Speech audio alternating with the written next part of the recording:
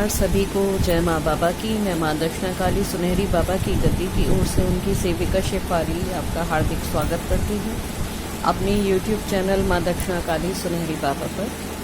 उम्मीद करती हूँ सभी स्वस्थ होंगे, व्यस्त होंगे और मस्त होंगे। और आप लोगों ने अपना वैक्सीनेशन ले लिया होगा। छोटे बच्चों का विशेष ध्यान रखिए, क्योंकि उनको वैक्सीनेशन नहीं है। बेशक जर्म्स आपके ऊपर अटैक करेंगे, बट आप अपने बच्चों के संपर्क में आएंगे तो उन्हें परेशानी हो जाएगी। तो मास्क को अवश्य लगाएं।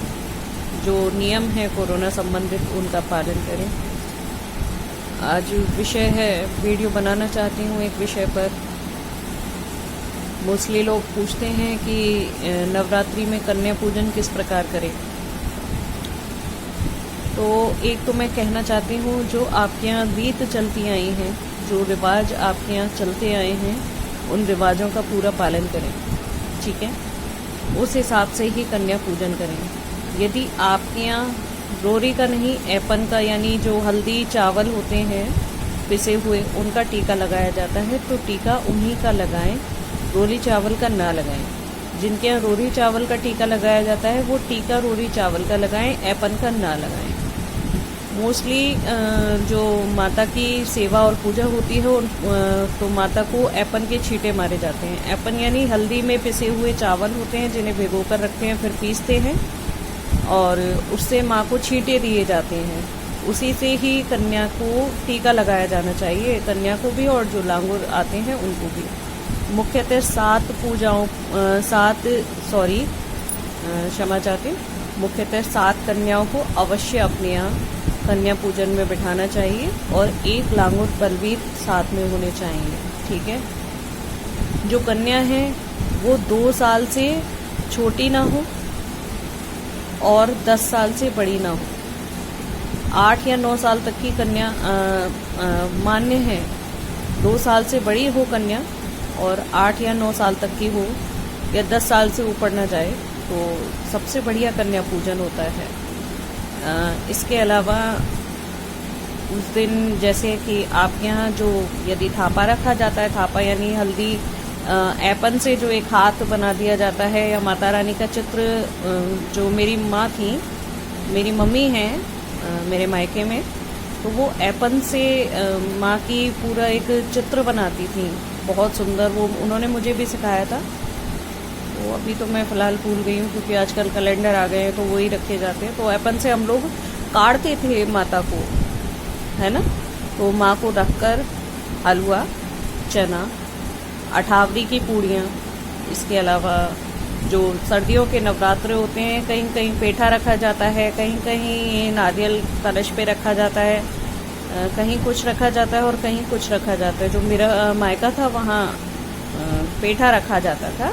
और दशहरे पर रावण का जो पूजन होता था, दशहरे का पूजन होता था, उसके बाद में वो पेठे का रायता, पेठे की सब्जी, सब कुछ पेठे का होता था हमारे यहाँ। तो कहीं नारियल रखा जाता है, कहीं पेठा, कहीं काशी फल, कोई ना कोई चीज़ अवश्य माता के लिए रखी जाती है। जो पूरा फल होता है वो रखा जाता है कलश के ऊपर, है ना। तो माता को छींटे दें, तो उनकी अग्यारी की जाती है।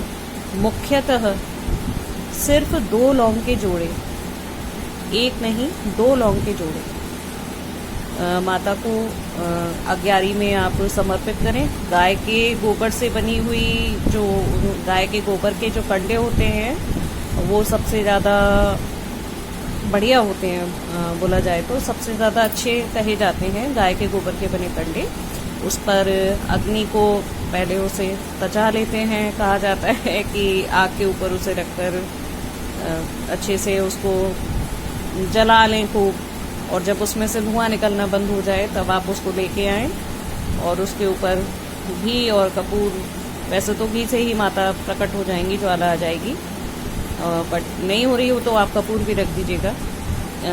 एक जोड़ा लौंग, बताशा, यदि आपके यहाँ सिंदूर लगाया जाता है तो सिंदूर, जो हनुमान जी वाला सिंदूर होता है वो, अन्यथा खाली ऐसे ही बताशा। हमारे यहाँ जो मेरे जो मायके में होता था उसके हिसाब से गूगर, लौंग, गूगर और बताशा और घी, उससे आहुति दी जाती थी माता को।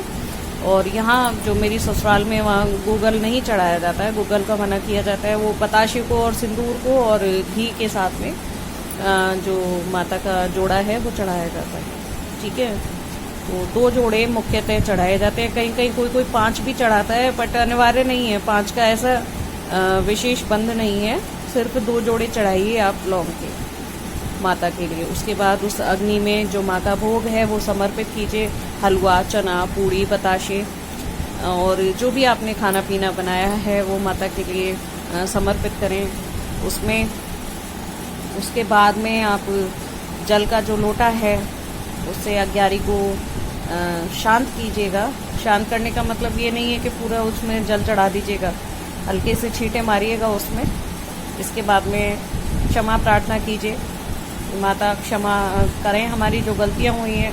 कोई भी पूजा करने के बाद क्षमा जरूर मांगनी चाहिए, अवश्य मांगनी चाहिए। जो गलती हो गई हो उसको क्षमा करो, ऐसा अवश्य बोलना चाहिए, क्योंकि हर एक कोई बिल्कुल परफेक्टली पूजा नहीं कर सकता है। और देवी की पूजा जो है वो सबसे ज़्यादा कठिन है, इसलिए उसमें क्षमा मांग लेनी चाहिए, है ना।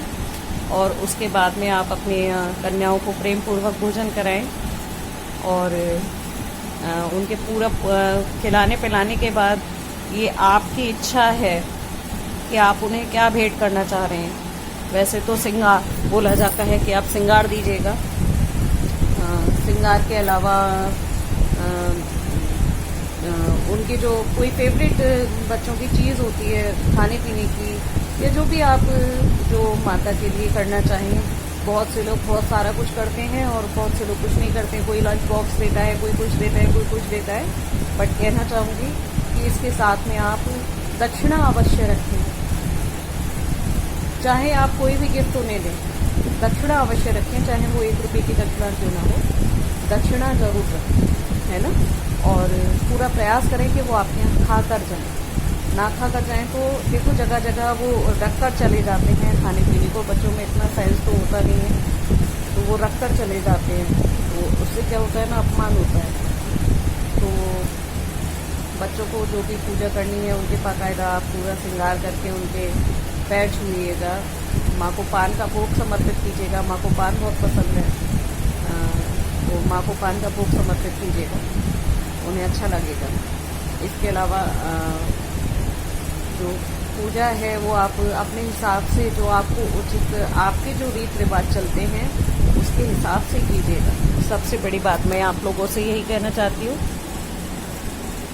कि माँ की पूजा में जो भोग है वो अवश्य हो, और जो दक्षिणा है वो आप अवश्य रखें। और जो लोटा होता है किसी के यहाँ पटवारी पर, किसी के यहाँ शीतला पर, किसी के यहाँ चामुंडा पर, किसी के यहाँ कहीं, किसी के यहाँ कहीं चढ़ाया जाता है, तो उस लोटे को 9 दिन आप माता पर चढ़ा कर आए, है ना। और ऐसा भी होता है जो अग्यारी हुई है, आप बोलते हैं कि अग्यारी का क्या करें माता, तो अग्यारी का क्या करना है। कहीं कहीं ऐसा होता है कि जैसे चैत और कुआर, ये जो 2 प्रकट नवरात्र हैं, इनमें जो आपकी अग्यारी होती है वो या तो डेली आपके यहाँ मंदिर में पहुंचाई जाती है, लोटे के साथ ले जाते हैं और मंदिर में दे के आते हैं, है ना। और कहीं कहीं ऐसा होता है कि एक बार की रखी जाती है और लास्ट वाले दिन पहुंचाई जाती है मंदिर, और एक बार की साथ के साथ पहुंचाते रहते हैं ना। चैत में साथ के साथ पहुंचाई जाती है और कुआर में पहुंचाते हैं लास्ट वाले नवरात्रे पर। किसी के यहाँ अष्टमी होती है, किसी के यहाँ नवमी होती है।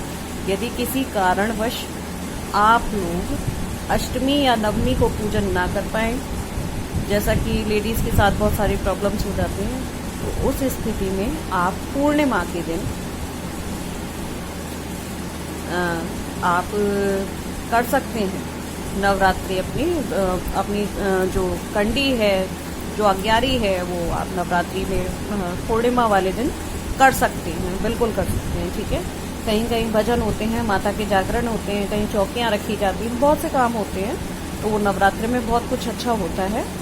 तो हर चीज़ को आप देखिएगा, समझिएगा और कीजिएगा अच्छे अपने रीति रिवाज के हिसाब से, है ना। दूसरों को देखकर नहीं करना है, जो आपके अपने रीति रिवाज हैं उनको चलाना है, क्योंकि आपके यहाँ माता ने रीति रिवाज को उसी हिसाब से बताया है। किसी और को देख के नहीं करना है, किसी और को सुन के नहीं करना है कि उसने ऐसे किया है तो हम भी ऐसे करें ना। जो आपके यहाँ रीत चली आई है उस हिसाब से कीजिएगा। मैं फिर पुनः रिपीट कर रही हूँ इस चीज़ को कि जो आपके यहाँ काम बताया है, जो आपके बड़े बुजुर्ग करते आए हैं, उन्हीं कामों को कीजिएगा, उससे ज़्यादा ना बढ़ाइएगा, ठीक है। जय माँ बाबा की सभी को। थोड़ा सा रात है ना, परेशानी थोड़ी सी हो रही है वीडियो रिकॉर्डिंग में। जय माँ बाबा की। फिलहाल रात के 1:15 बजा है।